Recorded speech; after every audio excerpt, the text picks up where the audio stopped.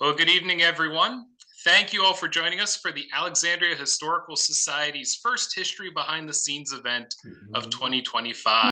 My name is Scott Vierick, and I have the privilege of serving on the board of this organization, and I'm very excited about tonight's program because I used to work for a historical consulting company where I served as the senior oral historian for a number of years. So not only am I very grateful that Alexandria has such a robust oral history program, but I'm also very excited that the oral historian leading that program is here with us tonight to discuss the program and provide some insights and ideas about how you can conduct oral histories or how you can get involved with the city's program. So for those of you who are joining us tonight for the first time, the Alexandria Historical Society is a nonprofit educational organization dedicated to the research and study of Alexandria and Northern Virginia history. We host lectures and special events throughout the year, and we also publish a journal called the Alexandria Chronicle. We are also in the process of soliciting nominations for our annual History Awards, which recognize the best of public history in the port city. So if you know of an individual or organization who has gone above and beyond in the research, interpretation, preservation, anything related to history in Alexandria, we do encourage you to nominate them, and you can do so by emailing AlexandriaHistoricalSociety@gmail.com. So the same email address you used to register for the event tonight.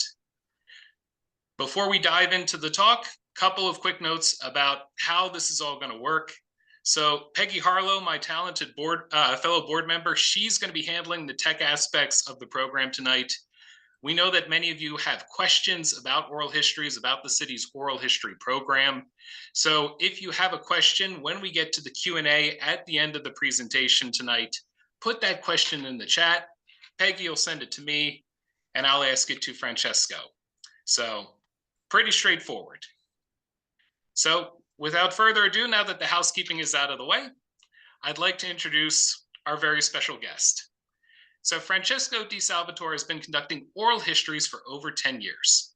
They started with StoryCorps in Chicago, where they helped build a large oral history collection about Chicago and the greater Illinois region, including a major collection about the history of mass incarceration in the region. They then worked with the National Public Housing Museum, where they also built a large oral history collection, before moving on to be a senior library specialist at the University of Illinois in Chicago. Later, they worked as a graduate teaching assistant at George Washington University, and in 2022, they came here to Alexandria to become the manager and curator of the Alexandria Oral History Center. Francesco holds a BFA from DePaul University, an MA in history from the University of Illinois Chicago, another MA in American Studies from George Washington University, and a PhD in American Studies from George Washington University, which they just recently completed in 2024. So Francesco, thank you so much for being here tonight. Very excited to talk to you about your experiences and insights about oral history. But to start off, I'd like to ask you just a little bit about how you first became interested in oral histories. How did you decide to make that your career?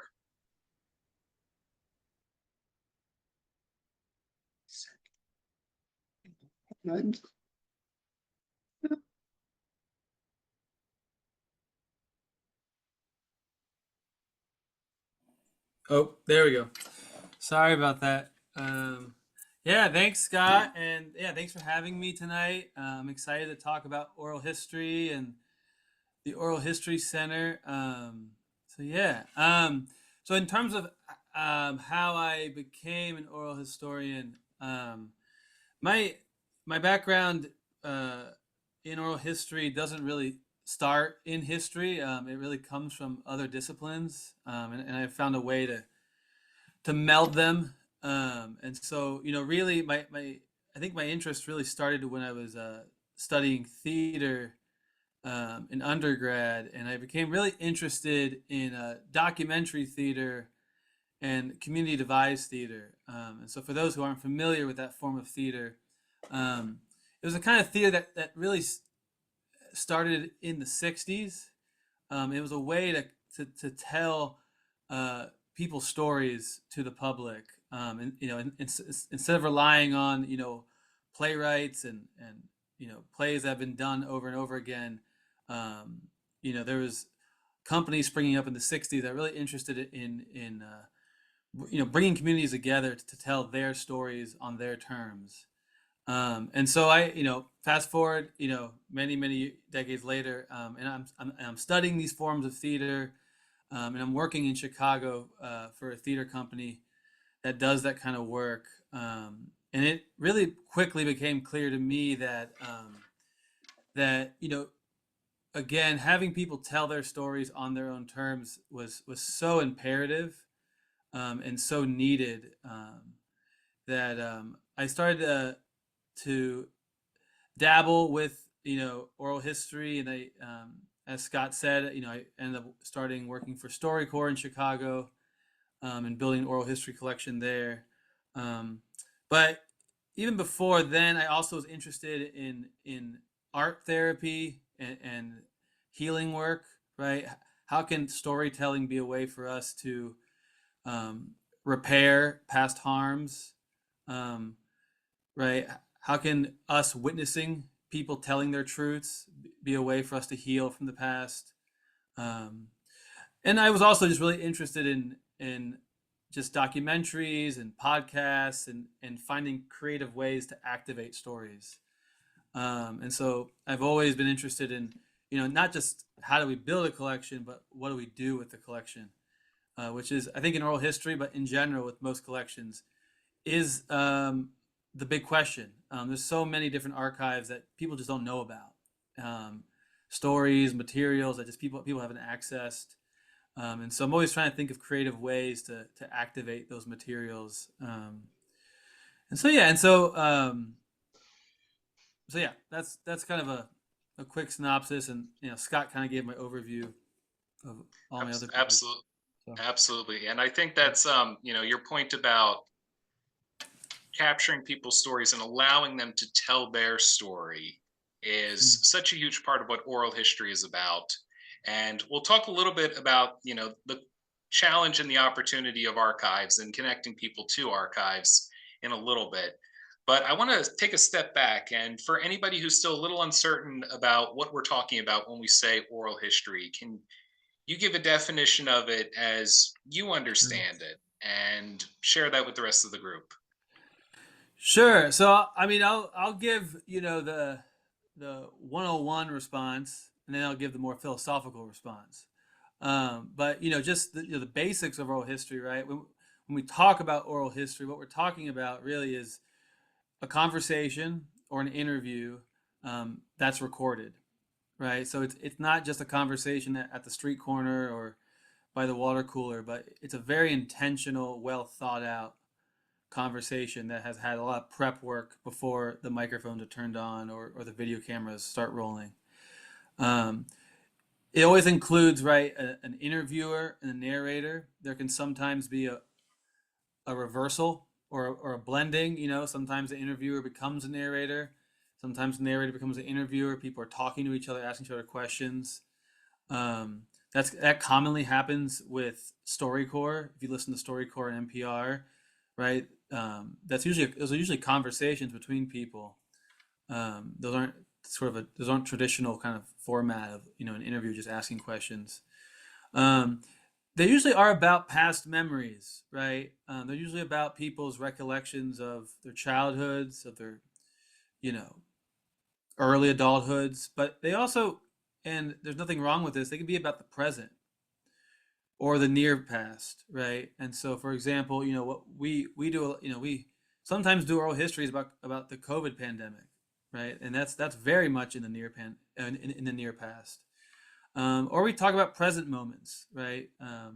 We've done recordings about ACRP, if you're familiar with the Alexandria Community Remembrance Project, people's experience, going to Alabama and being a part of that.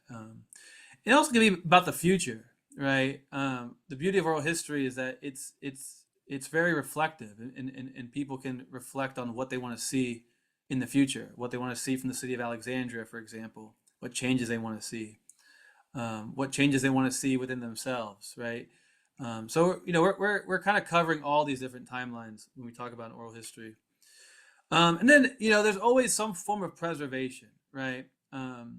we always want to preserve what we recorded, right? Now, I'll get into this maybe a little later, but we also need people's consent to do that, right? And that's very important for oral history. But there's some form of preservation, right, with the idea that future generations can listen to these, um, exhibits can be made with these, books can be written with these, etc.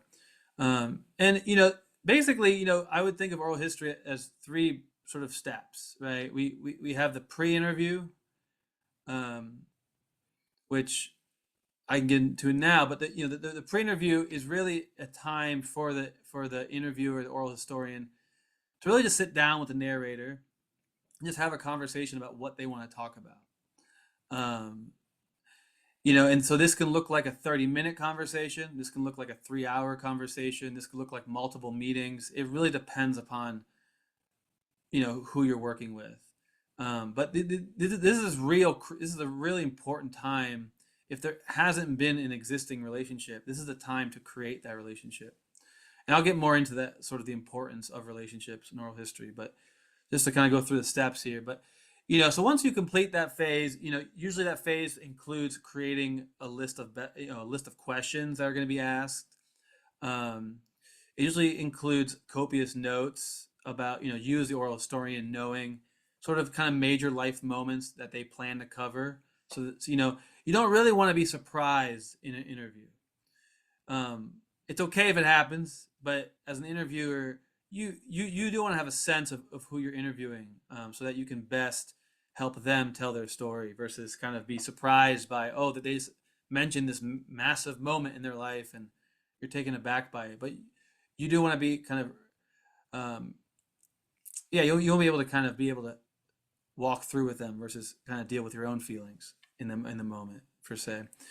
So once you finish that pre-interview phase, you move on to the interview, which is what we know about oral history, right? The interview. So that can typically be a 40-minute conversation. It could be a 3-hour conversation or interview. Again, it really depends upon the interview. And this is either audio recorded or video recorded. And then, once you finish that, you obviously get into what we call the post-interview phase. And this is where narrators sign a release form, telling you how they want their story to be used, and I'll talk more about that. But this is an important phase of them kind of deciding how they put their story out in the world. This is also where we archive it or preserve the oral history, right? So that includes generating what we call metadata. In other words, that's a way of saying creating ways, keywords for people to be able to search for these oral histories in the archive, so they're easily accessible. So if someone's doing researching African American history, they can just type in a search bar African American history and find every single oral history related to that, for example. This is where narrators also review their transcript, right? So you always create a transcript of an oral history, or you should, just to have another format of it. And this is where they review it, let you know if they're comfortable with it, if they want to change things. And then, finally, once everything sort of settled and the narrator officially confirms they're okay with it, that's when we go into actually archiving it and presenting it to the public. So yeah, those are kind of the three stages. Those are kind of the basics of oral history, right? But I would say those are some hard rules, but you can really play with it a lot, right? You can do interviews while you're walking around the neighborhood, for example, right? Versus sitting at a table. Sometimes walking around someone's old neighborhood, and just naturally invokes all kinds of memories for people. You can do group discussions versus one-on-one, right? So we call those story circles, which I could talk about later too, but those tend to be like, sometimes 5 to 6 people in a circle with me, and we're kind of going around, talking about a certain topic that, that relates to each of them. So there's ways you can play with it. So I think some of the deeper things to think about when we talk about oral history, and I think what makes it such a powerful, not just tool, but it's a powerful way of doing history, that I'm really passionate about, I really believe in. And so you know, and so what do I mean by the process? So it's not simply just an interview, right? It's not simply just me interviewing someone, but what you know, when you embark on oral history, what you're really doing is you're saying that we're going to center the narrator's experience in this, right? We're not going to center necessarily my research needs, my interests, my biases. These obviously will always play a factor. It's impossible to be completely objective. It's impossible. But you're trying your best to minimize those as you center someone's experience, someone's memories. Um, and so, what does it mean to center someone in the making of history? So I'll get kind of into that. So what I mean by that is one characteristic of it is that there should be rolling consent throughout the entire oral history process. Um, Happy New Year. Someone wrote that in the chat. So what do I mean by that? You know, I mentioned those those kind of three steps: pre-interview, interview, post-interview. Throughout all of that, as an oral historian, you really need to be checking in with the narrator, at each step. It could be as simple as, are you comfortable with what's happened so far, right? Are you comfortable with these list of questions we developed? Even during the interview, are you comfortable in this moment with what you've just shared? Do you want us to stop? In the post-interview process, when we get to the release form, are you comfortable with us archiving this and it being public, right? For me, and I think in general, when it comes to oral history, it's a success for someone to decide how they want their story used. So if they decide it's not archived, awesome. Like that's a success. If someone wants it archived and preserved, that's also a success. But again, it's about receiving the consent from the person. Um, it also means, when we say center a narrator, we also mean following the time. I like to call this, kind of following the time of trust and care, right? Trust and care is one of the most important things for oral history. If we don't have those, no one's really going to want to talk to you, right? No one's going to want to share, some of their most traumatic moments in their lives, for example, or some of their happiest memories, right? There really has to be a relationship, some form of trust and relationship that exists, right? And that's why that pre-interview phase is really important. Um, and I mentioned, I think I said, like, it could be 30 minutes, it could be 3 hours, but I've sometimes known someone for over a year or two before we've ever sat down to do a recording, right? I mean, I'm not saying that we're talking weekly and there's it sometimes took that long for me to then move on to doing an interview with them, right?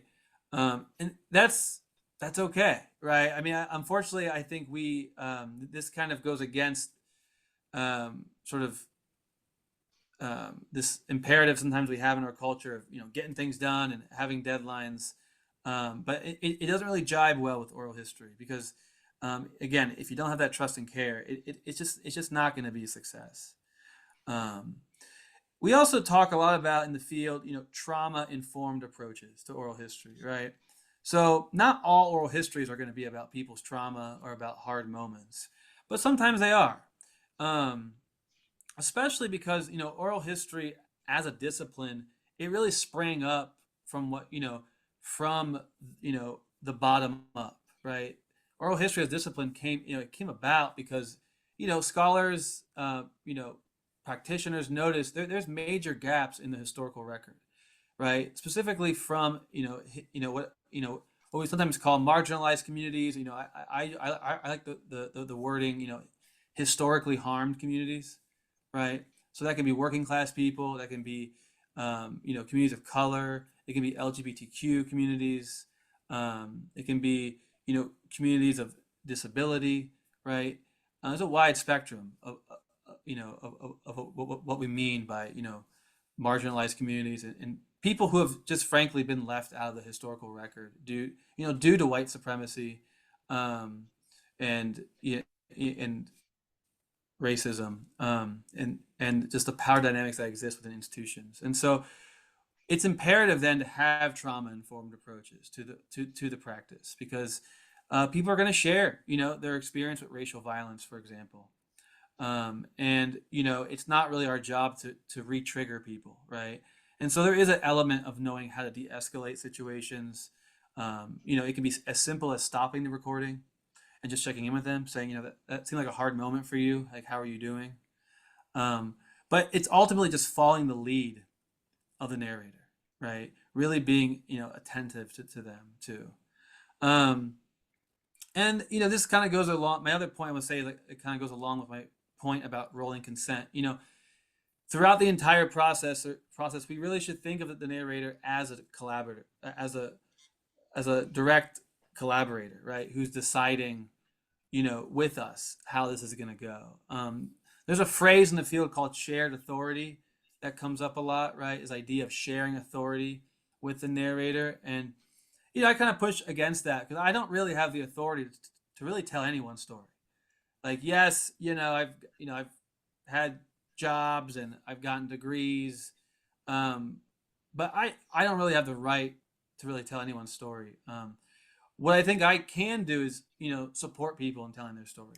I can help provide resources to do that if they want. But, this might sound strange, but, communities have always preserved their history. They sometimes haven't, they haven't needed outside people all the time to do that. There's always the local historian who's, doing their own preservation work. There's always the local storyteller. It's existed for generations, right? I'm not trying to downplay my work or the work of other professional public historians because we can do it. We can offer a lot of skills and resources, but it's just knowing that, or it's really humbling ourselves a little bit, knowing that we're not always the ones that have the authority, right? And so it's really about making them the authority on it and really collaborating with them on it. So I just said a lot of things.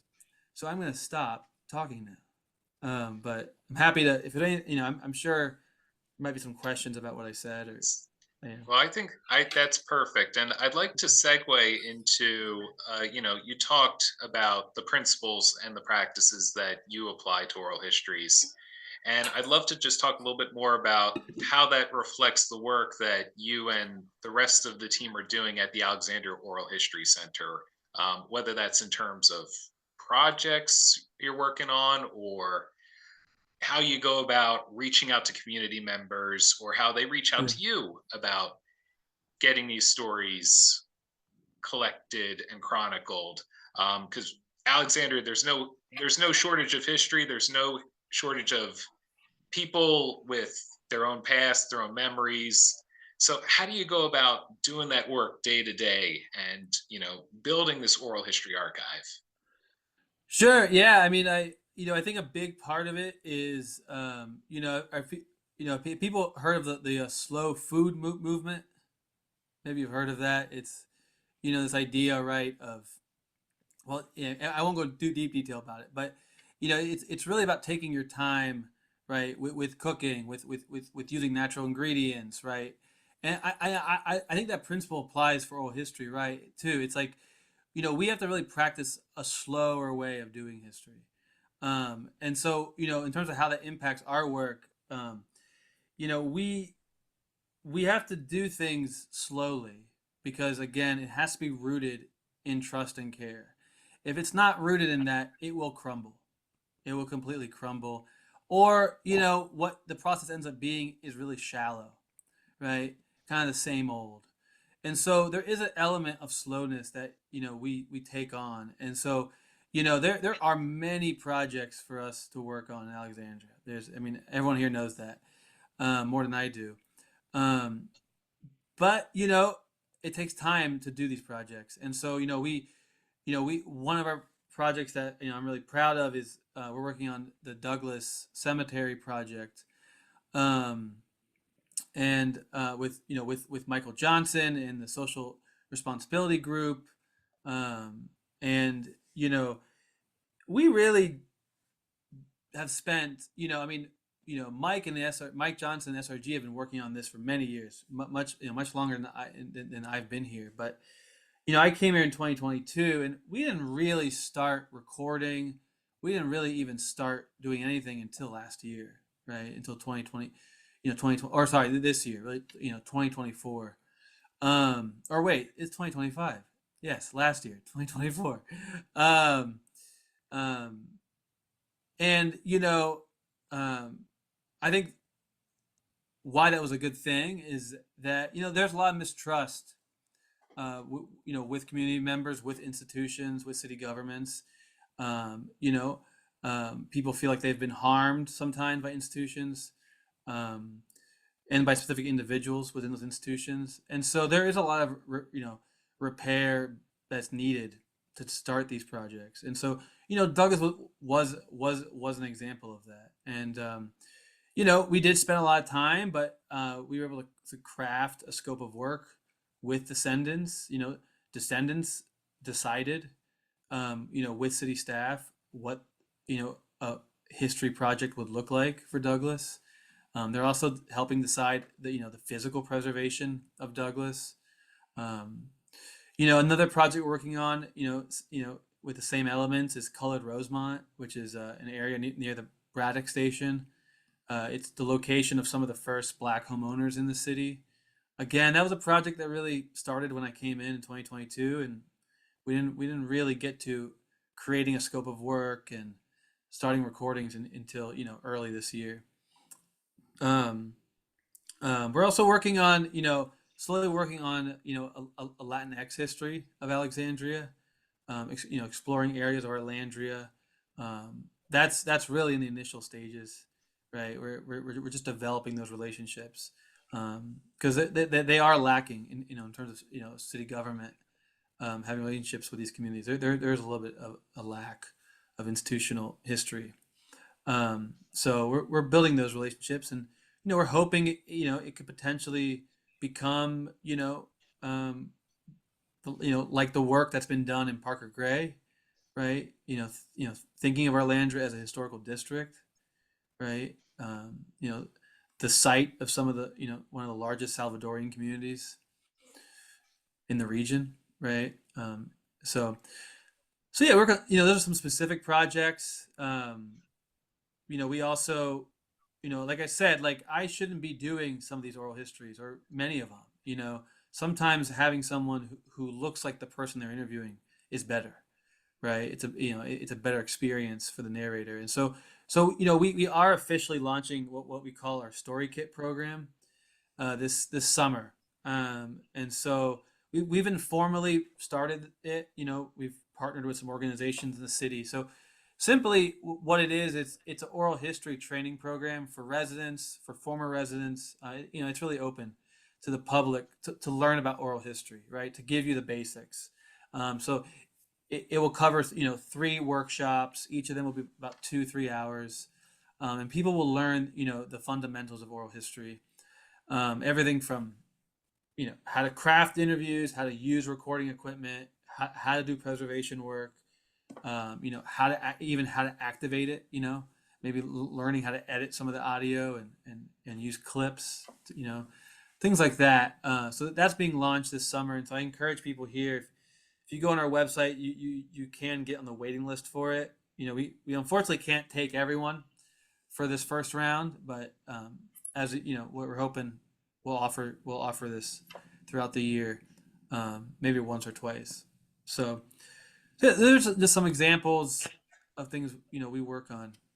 Um, so Perfect. yeah, No, definitely. And one of the things that the Oral History Center is working on is taking a lot of these interviews that have been done, some of them have been done 30 years ago, and making them easier to access and getting them online so that anybody with an internet connection can access them.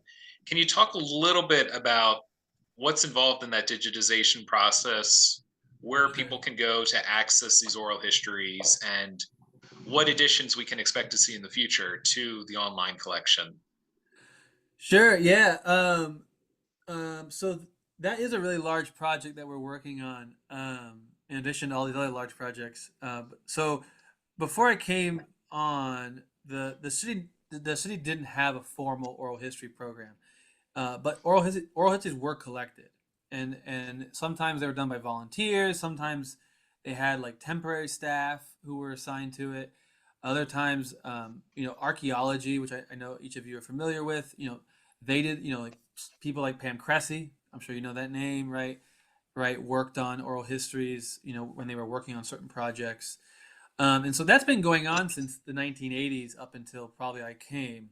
And there's about, 220 of those oral histories that are on VHSs, on audio cassette tapes, microfilm, like just other kind of random formats that, I've never even heard of. So we have about, we've digitized practically all of it. So what I mean by that is that we've converted it all to digital files, so that, we can easily put them online to be accessible. Um, we probably have like 10, 20 left, but we're practically done. Um, and so now we're in a different phase of it, which is we are creating transcripts. So a lot of them do not have transcripts, right? And I mentioned that earlier. Transcripts are as important as the actual recording. A lot of times users are using those transcripts more than they're actually listening to the audio. Just because you can quickly go through it. And so we have a team of volunteers, and people here are welcome to join. If you're interested, just write me after this, or you can sign up online on our website. We have a link. You can sign up, and you can join our transcript team. And they're slowly working on these so that we can present these to the public. Um, so yeah, and Yeah. and there's oral histories that we've never heard. Like there's some in there that are just they're gonna be just big surprises. Like, oh, and then there's other ones that we know exist that we haven't been able to access. Someone like um, Eudora Lyles, right, which was who's a big activist in the African American community. There's several interviews with her who are in this collection, right, that have not seen the who has not been out in the public yet. So we're excited to share these. Um, so yeah. Absolutely. And that is something that a lot of places are coming to the realization that they've got these oral history collections and they're all over the place. Some aren't digitized, some are in one location, some are in the other. Yeah. And so that work takes time, that work takes effort, and certainly getting something transcribed is huge. So, again, as Francesco was saying, anyone who's attending this and who enjoys transcribing oral histories and or has never done it before and wants to give it a try, we will be providing contact information after the program about how you can get in touch with the Oral History Center. We'll also be providing links to some of the other things we discussed, the online oral history archive. So definitely I recommend getting involved in that, signing up for one of the training programs. If you're interested in transcribing, please do that. I've always found with transcribing oral histories, there's some people who love it, there are some people who hate it. I'm very much in the latter camp, so I love everybody who loves transcribing oral histories because it makes my job a lot easier. Yeah. I would like to just chat a little bit.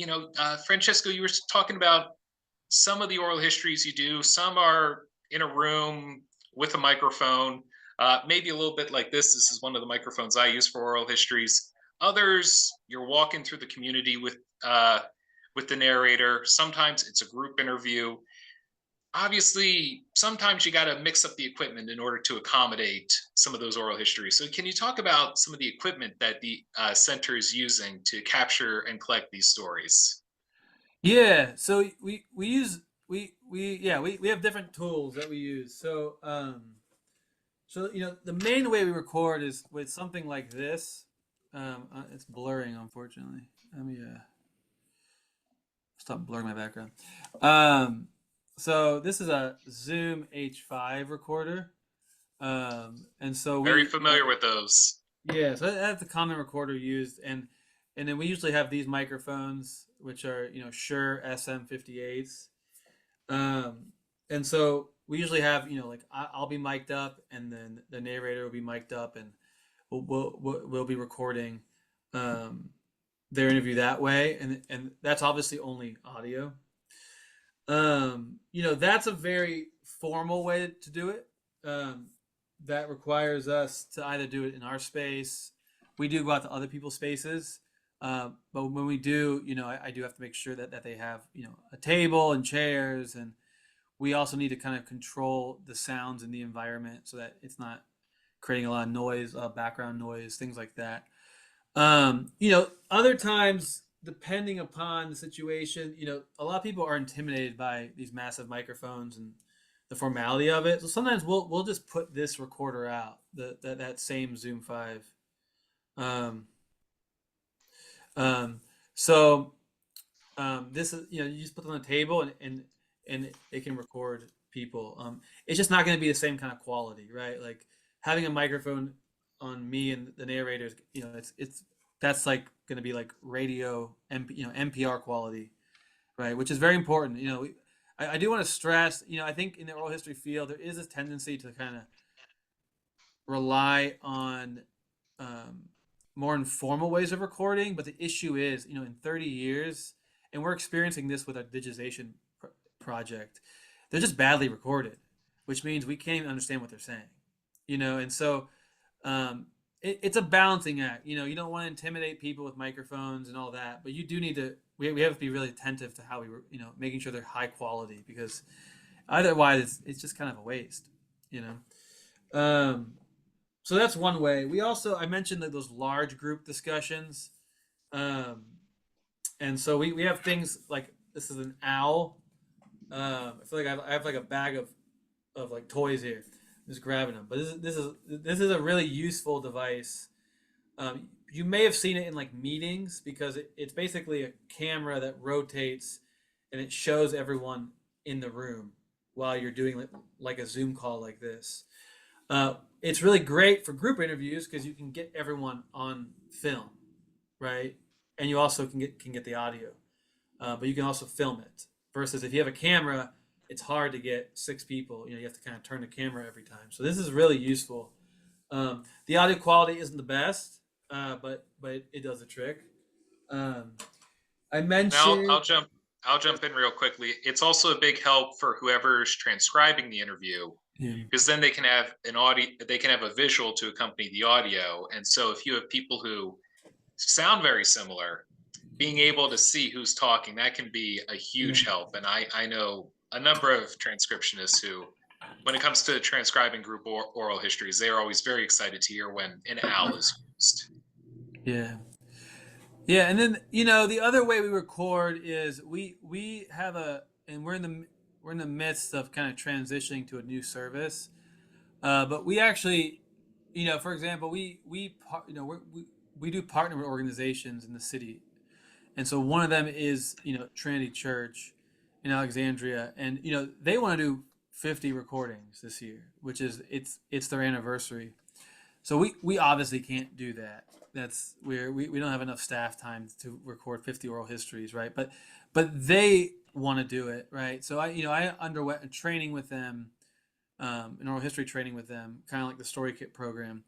And then we use what we call like a story portal. So it's a service. Um, it's a hyperlink that you can access on your phone, on your browser, and then you can record your story with it, and then once you're done, it gets uploaded to me. And so we're actually in that sense, it's recording on the phone, which is also fine. But again, this is the lowest quality of recording you can do, unfortunately. But it does a trick, for that situation, and it gets uploaded to me, and so we call that kind of our story portal, and we do use that sometimes for these special projects that just have a lot of recordings that people want to do. I think, and we do have a video camera that we do. So we do video record.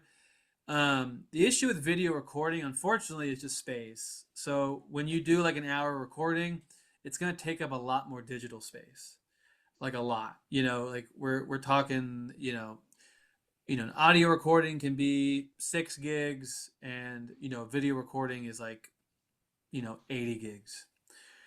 And so just in terms of cost, it's hard to do video and pay for lots of storage. We do at least 25 oral histories a year, but we've been really doing close to 50.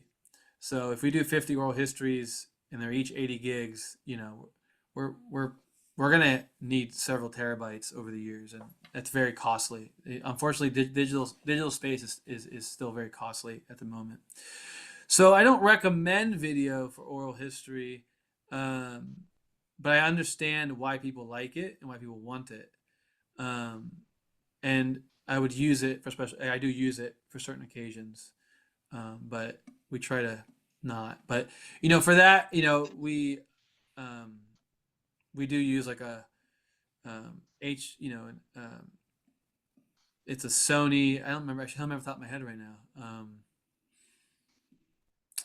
I don't remember off the top of my head right now. If people do want to know specific names for these things, I'm happy to share them after this. I can't think of it Well, now, but yeah, we'll yeah. send it out and we'll send it out in the email afterwards. I would Cool. like to just touch briefly on some of the pros and the cons of doing an oral history using the format we're doing now, using a video conferencing platform like Zoom. And Yeah. obviously, this was something that a lot of oral historians had to use almost exclusively in 2020 during the pandemic.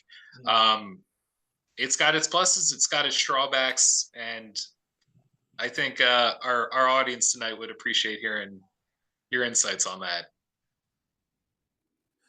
Yeah. So, and we were also doing recordings on Zoom, and we currently do some, right? Like there's especially for some of our special projects. For Douglas, for example, there's descendants in Philadelphia, in North Carolina, in California. So we obviously can't travel to these places. So we do Zoom, and Zoom's great. Zoom's actually a great way, in terms of quality. It's actually it's pretty high quality, as long as there's no background noise, and as long as you're in a quiet setting, it really does the trick. But obviously, virtual is, it's not as intimate, right? It's just a different experience, and so we don't rely on it a whole lot. But it is like another tool. Yeah. Yeah, absolutely. All right. Well, this has been wonderful. I would like to throw open the gates to anyone who has any questions. Again, feel free to drop them in the chat. We've got one almost immediately from Mary Jones Owens. Thank you, Mary. Are there any places that rent equipment? So that's So a good point. we, Some of this stuff can be yeah, kind of pricey. yeah. I didn't mention that. Like obviously the cheapest is your phone, and if that's what you got, that's what you got, and it does a great job. Phones do a great job. Um, so I would always choose a phone over spending money. Don't do that. If and then once like our story kits, they're with the microphones and everything, they're about 350 to 500. With the equipment. Video cameras. Our video camera equipment is $4,000. Right. Cameras are very expensive, and all the accessories you need for them. The owl is the owl comes out about 1,000 or 2,000, so it's not cheap either. So in terms of renting, so our story kit program, part of it is that we want to lease equipment for free to the public. So we do have 5 story kits, with those microphones I showed you, that we do lease, but we require people to go through our program. And if you are leasing it, it's to complete an oral history project, that you create during the workshops. So the workshops are not just you learning, but it's also you then creating a project that you want to work on. So it could be as simple as, I want to record my block, or I want to record, immigrant history or whatever. But in a workshop, you'll devise it, and then, yeah, later on you'll be able to potentially lease our equipment. Um, so yeah. Okay, perfect. And kind of a follow up on that. So, say somebody has already done an oral history with family members, friends, and it relates to Alexandria. Do you accept donations of either audio or transcripts to the Alexandria Oral History Center? Um, we do. Yeah. So we do acquire other collections. We're potentially acquiring a large oral history collection from someone. Um, um, so we certainly do. It would be a conversation, and we have to goes, we do have protocols. The city has collection protocols, um, and we'd have to follow those, um, and there's requirements that we need to meet. So it would just, yeah, you'd be entering our city process for that. Yeah. So And we've got another question, and it relates more to kind of the research side of when somebody, say, and I'll give myself as an example. I live near Potomac Yard, and I know there's been oral histories done of the workers who made Potomac Yard work, yeah. who managed the trains, got them from A to B, who lived nearby, built the communities of Delray and St. Elmo. How would Yeah. I go about, identifying the oral histories that might have the information I'm interested in? What's the best way to kind of approach researching an oral history collection? Sure. Yeah. I mean, in terms of accessing our collection, so we currently have an archive on our website, and so you can search with keywords, like I mentioned earlier. So, you can search Potomac Yard, you can search labor history, and everything will come up that we have. Um, you also can reach out to me. I'm obviously I'm very familiar with the collections. I can think of things maybe that don't always show up. And we're also uh, Oh, and I'll mention we also have mapped out our oral histories. If you go on our website, we have an oral history map. So you can actually, for example, you can go to Potomac Yards and you'll see what we have on Potomac Yards. So if you can geographically locate some oral histories through our map. And then there was one more thing I was going to say. Yes, we're in the process of also changing our public archive. So right now, what you see will be much different and will be a lot more sophisticated in a year. Because right now, when you do search for things, it doesn't always work, and so we're trying to fix that in this year, and we're also adding 220 oral histories to the collection, hopefully this year, and the hope is that you'll be also able to listen to the oral histories, because right now all you can do is view the transcripts. So you'll be able to still view transcripts, but also listen to the audio that we have, and be able to better search. So Yeah. someone And I'll mentioned add, contacting the Queen Street Library. So our program's housed in the Office of Historic Alexandria, which is a city division, and the library is a separate entity. They're great for research. I would definitely recommend reaching out to them. They definitely have a great archive for local history, but our oral history collection is part of the city archive, not the library's archive. So and I'll add real quickly, when it comes to doing research of oral history collections, sometimes, and a lot of the Alexandria ones have this, sometimes at the start of the transcript, they'll have a short synopsis of yeah, what is covered in the oral history. So that can be really valuable. And if a transcript has been digitized, you can, and it's been made so that you can search the text, you can do a keyword search. So if you're not sure, if you don't want to read through, 20, 40, 60 pages, you can do the keyword search. So if I'm interested in Arlandria, I can, I'm not sure if the transcript's relevant. I bring it up. I search Arlandria. I search, uh, Mount Vernon Avenue. I search the Birchmere, and then I can help figure out if it's going to be relevant to what I'm researching without having yeah, to read the entire thing. So yeah, not always an option, but definitely something to consider as you're going through collections. yeah. Right. Any other questions from anyone? Oh, interesting one. This one is what are your thoughts, hopes, concerns about AI and oral history? Yeah, that is something that people talk a lot about right now. So when we create our transcripts, we actually use AI to create a draft of it. So we never create a transcript from scratch. Now, and so and so this is not really a surprise for us, but we quickly found that AI has all kinds of cultural biases.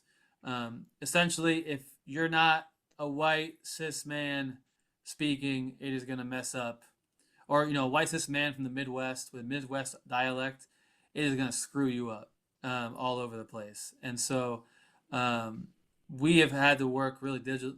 We've really had to pay attention to the transcripts to make sure that we're preserving what people say, because it literally will change the sentence structure, not just misspell words or things like that, but it will change the grammar. And so the point of oral history is to preserve how people say it, right? We don't want to change how people say it. So there's an abundance of cultural biases that we'll have to deal with AI. But other than that, we don't dabble with AI a whole lot. It's not really part of our process. Um, but I think for historical research, related to this, I do think there is a really important place for it. I've used ChatGPT. If I need kind of like a overview of, what have people said about, a specific historical, what have scholars said about a specific historical topic. I've looked at ChatGPT just to kind of see what it comes up with. I'm obviously not going to just follow what it says, but I think it is really useful for the humanities to use ChatGPT and AI, when wanting to even get like a summary of a certain book, that you don't have time to read. Or I'm not saying you shouldn't read books or you shouldn't do your own research, but it's like the transcript. It's a way to kind of create some sort of draft, right? And then it's your job to kind of really beef it up and make sure that you do your due diligence. But it is quite useful, I think. But just being aware that it has lots of cultural biases, and you have to be pretty critical of it. Yeah, So, absolutely. The human review, when working with robots, the human review is even more critical, I'd say. yeah, for Yeah. sure, sure. All right. Any other final questions before we wrap it up tonight? All right. Going once, going twice.